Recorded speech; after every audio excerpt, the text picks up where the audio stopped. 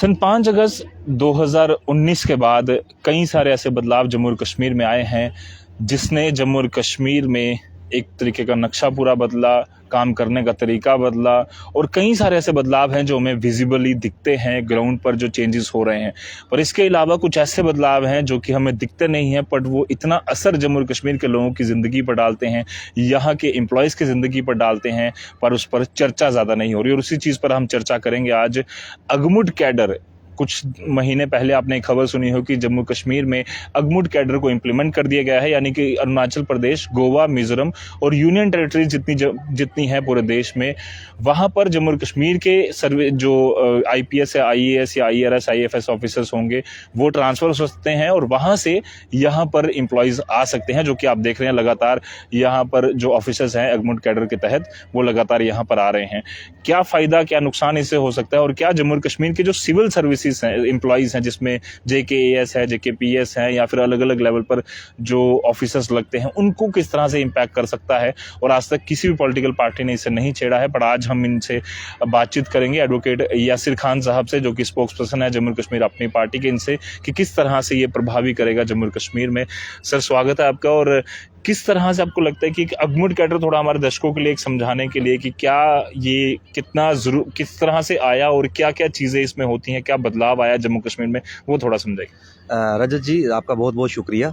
आपने दुरुस्त कहा शुरू में स्टार्टिंग में ही कि इस टॉपिक को, हालांकि बड़ा सेंसिटिव टॉपिक था जम्मू कश्मीर के एम्प्लॉइज़ के लिए, लेकिन कभी किसी ने कुछ नहीं कहा इस पर। सबसे बड़ी बात है कि जो अगमट लाया गया है, इसको जब इम्प्लीमेंट हो गया है, तो इसका आपको ने पहले ही स्टेट्स के नाम गिन दिए, अरुणाचल प्रदेश, मिज़ोरम और गोवा और यूनियन टेरिटरी और इंक्लूडिंग जम्मू एंड कश्मीर। इसका ये होता है, ये हार्ड जो एरियाज़ होते हैं उन एरियाज़ में लगाया जाता है। तो अब आप देखिए सिविल सर्विसेज के अकॉर्डिंगली हार्ड एरियाज़ में जम्मू कश्मीर को उसमें इंक्लूड किया है। अब जैसे जम्मू कश्मीर में अभी तक जो चल रहा था, केएस जो पहले भी थे या केपीएस थे, तो वो यहाँ पर प्रमोशन लेते थे, यानी कि कोई डीसी है वो कमिश्नर सेक्रेटरी तक जाता था या कैबिनेट सेक्रेटरी तक तो रेयर पहुँचते थे, लेकिन इसी तरह केपीएस जो है एडिशनल डीजीपी तक भी जाते थे। इस कैडर से उनको ये इफेक्ट हो गया कि उनकी प्रमोशन जो है वो इफेक्टेड हो गए हैं कि जम्मू कश्मीर का जो केएस करेगा, मुश्किल है उसका आप डिप्टी कमिश्नर से ऊपर जाना या डिप्टी कमिश्नर तक पहुंचना। इसी तरह एक डीएसपी जाएगा तो एसपी से ही रिटायर होगा, क्योंकि वो डीआईजी नहीं बन सकता। एक तो वो बुरी तरह इफेक्टेड पड़ गया है, उन पर इफेक्ट पड़ गया है।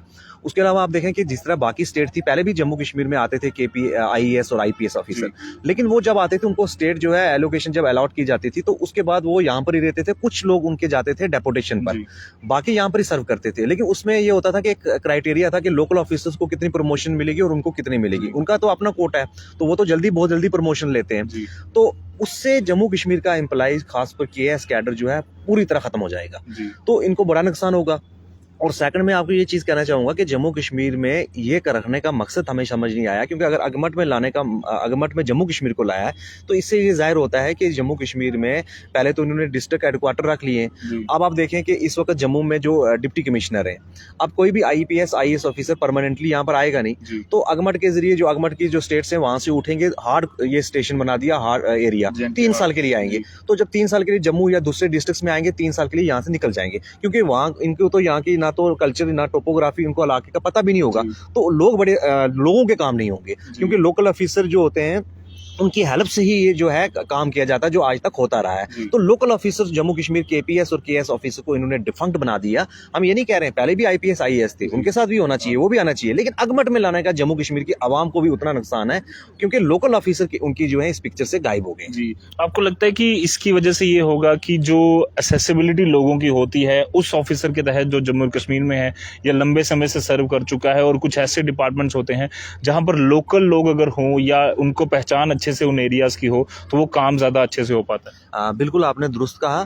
आप देखें काफ़ी टाइम से हम देख रहे हैं कि केपीएस और केएस ऑफिसर जो है उनको जो अच्छी पोस्टिंग होती है डिस्ट्रिक्ट हेडक्वार्टर की नहीं मिल रही है। अच्छी पोस्टिंग मीन्स कि जहाँ पर पब्लिक डीलिंग है, और लोगों से जो आईपीएस आईएएस ऑफिसर हैं ये बहुत कम प्रेफर करते हैं उनको, उनसे बातचीत करना वो बड़ा लिमिटेड होता है इनका। तो काम, हालांकि परफॉर्मेंस देने में सबसे आगे जो है केपीएस और केएस ऑफिसर हैं, क्योंकि एक तो उनका पता होता है, लोकल एरिया का पता होता है कि यहाँ के लोगों की ग्रीवेंसीज क्या है, और उसको रिजॉल्व करने के लिए वो जल्दी करते हैं रिजॉल्व। तो एक तो वो बुरी तरह अफेक्टेड हो रहे हैं, और आने वाले टाइम में और मुश्किल हो जाएगी।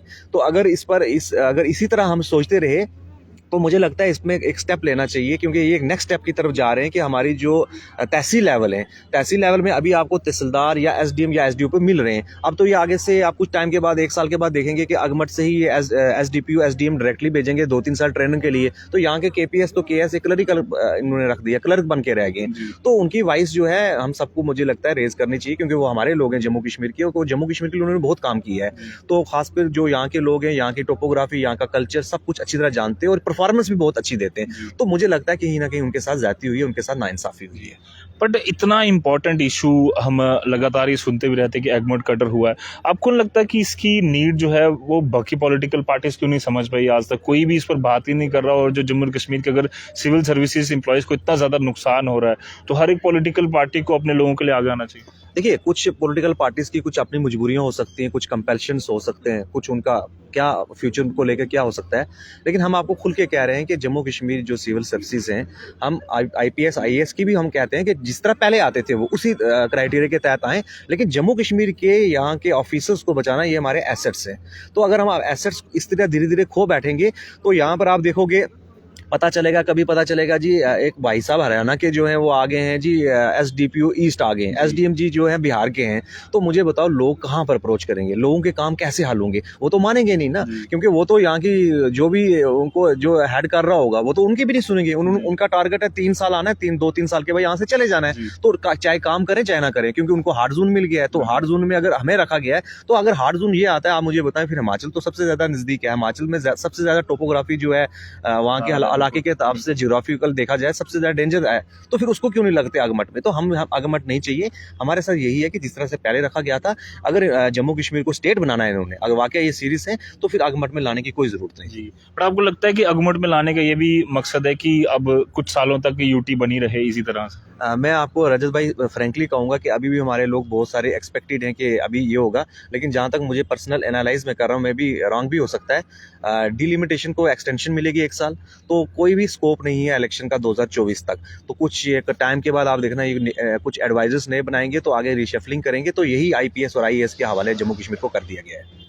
बट आपको लगता है कि इसमें बदलाव काफ़ी ज़रूरी है? एगमट कटर अगर रहता है तो उसमें क्या चीज़ें हैं, अगर उसमें हम कुछ अमेंडमेंट की जा सकती है? अगर सरकार सोचे कि जो जम्मू कश्मीर के एम्प्लॉयज़ हैं उन्हें कुछ प्रेफरेंस दी जाए, तो हो सकता है कि एगमट कटर होने के बावजूद जम्मू कश्मीर के जो एम्प्लॉयज़ हैं उन्हें कहीं ना कहीं एक सेफगार्ड मिल सके। देखिए, इस वक्त तो अगर आप देखें कि एक गवर्नमेंट जो चलती है वो रूल ऑफ लॉ के तहत चलती है, कॉन्स्टिट्यूशन के तहत चलती है।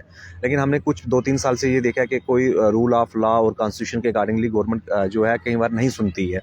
तो अगर उनको लीगल सेफ गार्ड दें, उनका कुछ क्राइटेरिया बना दें, तो उनको प्रोटेक्ट कर दें। और उनको आप देखें ना, 2-3 साल से उनको तो पोस्टिंग भी नहीं मिल रही है कहीं, तो उनकी प्रमोशंस भी नहीं हो रही हैं। जो 96 के बैच के हैं वो अभी भी डीएसपी से लेकर वो अभी एसपी ही बने हैं। तो कुछ तो रिटायर होने वाले होंगे, तो कुछ की 10 साल सर्विस होगी। तो उनके साथ या तो उनके साथ कोई लीगल सेफ गार्ड बनाए जाए, वो तो कुछ किया ही नहीं है उसके लिए।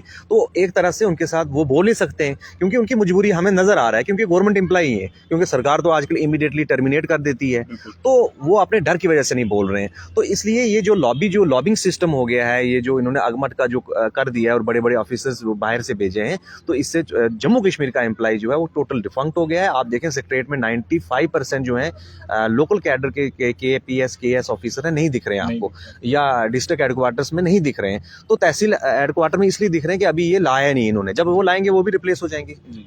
एक बहुत बड़ा इशू। और साथ में हमने प्रमोशंस की बात की। कुछ लोग लगातार हमें अप्रोच भी करते हैं, वो कह रहे हैं कि एग्ज़ाम दिए SEC 1 और SEC 2 जो एग्ज़ाम होता है वो दिए उनको काफ़ी समय हो चुका है। बट सरकार जो है कहीं ना कहीं ऊपर जो एम्प्लॉयज़ हैं वही उन्हीं को ट्रांसफ़र या 1-2 3-3 4-4 एडिशनल पोस्ट दे रही है।